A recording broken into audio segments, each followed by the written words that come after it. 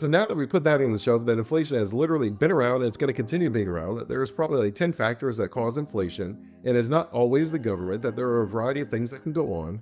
Then when you take a look now, all right, well, that means that inflation, if it's always been around and it's still around, Dre, are you saying that inflation is a long-term challenge? And I would say, yes, of course, that is what I'm saying. Inflation is a long-term challenge that even if the price of something, let's say we're in historically high inflation, we just went through that, we're at a 40-year high, inflation was going crazy.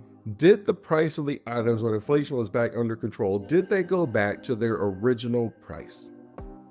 And I think we would all agree, no, Dre, they did not go back to the original price. Did they go down? Yes, they went down, but did they go back to the original price?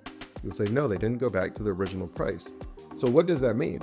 Well, it's twofold. One is we're just talking about human psychology. And so you and me as human beings, that if I was getting, let's say, gas for $1 a gallon, and then the gas went up to $2 a gallon, I'm like, man, this is expensive. What's going on?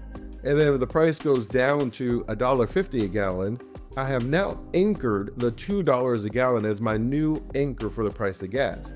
So now I'm like, man, gas is on sale. That's a great price.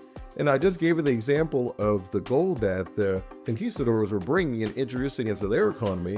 Well, all of a sudden, when you're like, all right, well, I guess $2 is too high for gas, so no one's buying gas, I'm going to start lowering the price, right? Let's just say I'm going to lower the price because I need to sell the inventory that I have. But once you go down to $1.50 and you're now starting to sell out of your gas, what would you do as a business owner? You would do the exact same thing that the conquistadors did 1,000 years ago. And that would be, I'm going to stop lowering my prices. Whatever the demand is, I'm going to match that. That's just good old fashioned economics.